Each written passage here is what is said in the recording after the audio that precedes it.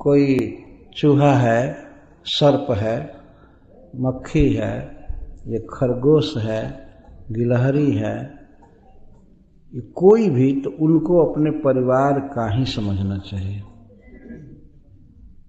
कभी भूल करके भी कीड़ा आदि नहीं मारना चाहिए। अगर मान लीजिए किसी के खाट में खटमल पड़ गया है तो यह उसकी गलती है, उसको इतना साफ रहना चाहिए कि वो ना पड़े। और कदाचित अगर घर में मच्छर बढ़ गए हैं तो मच्छर को स्प्रे करके किसी विषैली दवा से मारने का अधिकार किसी को नहीं है।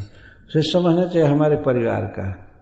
यदि मान लीजिए अपने परिवार में कोई रोगी व्यक्ति है, खराब स्वभाव का है, तो थोड़े आप मर्डर करेंगे। कि कोई अपाहिज लंगड़ आ गया तो क्या आप हत्या करेंगे? ये अधिकार नहीं है। इतना ही अधिकार है कि आप मच्छरदानी लगाइए, मच्छर से बचिए, लेकिन उसको जान से मारने का अधिकार नहीं है। अगर मच्छर को मारते हैं, चूहा को मारते हैं, तो जमराज के द्वारा हथकड़ी लगेगी, निश्चित है। तो नारद जी इसमें कहते हैं कि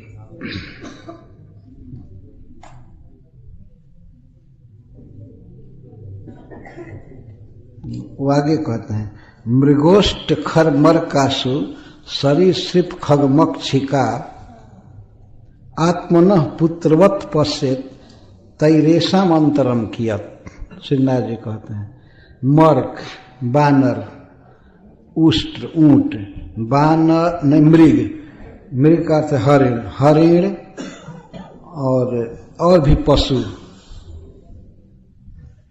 और ऊंट, खर, खर का अर्थ गधा, और मरकट, बानर, आखू, चूहा, सरीसृप, सांप, खग, पक्षी जो खेत में खा लेते हैं, मक्षिका, माछी, आत्मनः पुत्रवत पश्येत, अपने खास औरस पुत्र की तरह इनको देखना चाहिए कि ये हमारे पुत्र है। कितनी उदार दृष्टि है नारद जी की। इसको कहते हैं भगवत भजन, उदार दृष्टि। इनको अपने बेटा के समान समझे, पुत्र के समान। तैरेशा अंतरम कियत, उनमें और अपने पुत्र में अंतर क्या है? नारद जी का प्रश्न है। तई है ऐसा, इनमें और पुत्रों में क्या अंतर है? अगर ये व्यक्ति देखे कि नहीं ये तो पुत्र तो कोई उत्पात नहीं करते, लेकिन पुत्र जितना उत्पात करते हैं वो नहीं करेंगे। ये सब जीव, कोई भी ऊंट, बानर या गधा या पक्षी या मक्खी, क्या है आपके बक्से से पैसा ले जाएगा? लेकिन बेटा तो ले जाते हैं। अरे वो आएगा, कितना खाएगा? खेत में मान लीजिए खाने लगा तो कुछ खाएगा, बस पेट भर जाएगा, चला जाएगा। केवल एक जीव है जो संग्रह करता है, वो है चूहा। फिर भी उतना संग्रह नहीं कर सकता है। धान का बाल ले जाएगा, कितना ले जाएगा, लेकिन लड़का अगर बदमाश हो गया तो कितना अनाज ढो करके बेच देगा बाजार में, है ना? और पैसा आदि लेना तो दूर की बात, बहुत ज्यादा तंग करते हैं। तो उनमें और इनमें क्या अंतर है? फिर भी बेटा को मानते हैं, है ना?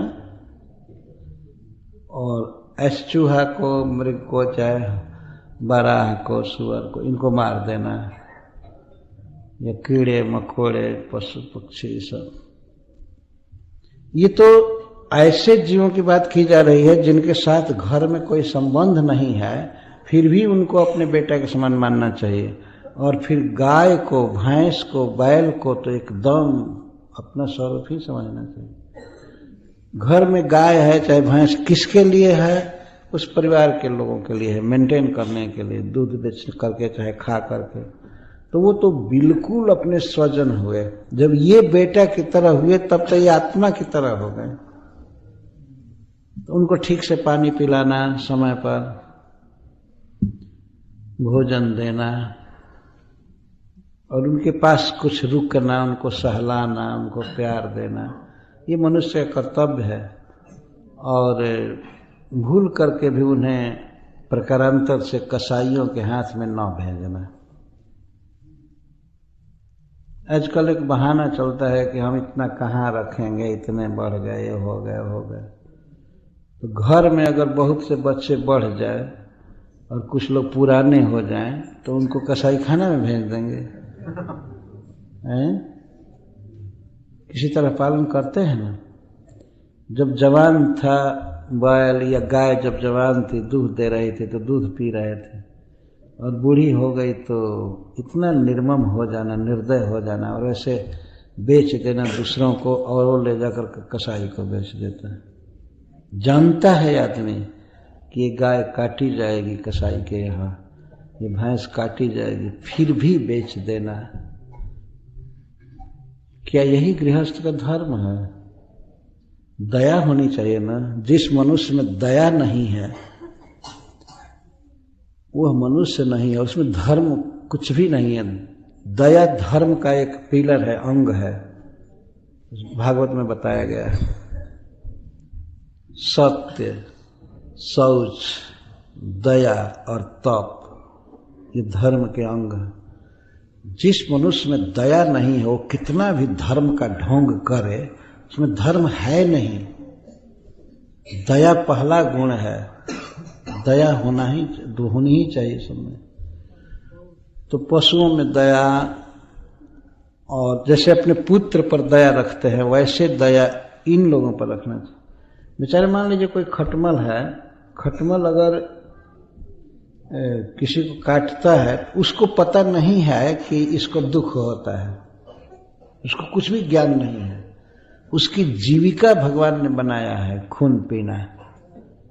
मच्छर की भी जीविका है खून पीना, और खटमल की जीविका है वो खून पीकर कहीं जिएगा। तो आप कितना भी पूरी या दही या पुआ रख दीजिए, वो खाने नहीं जाएगा, उसकी जीविका नहीं है।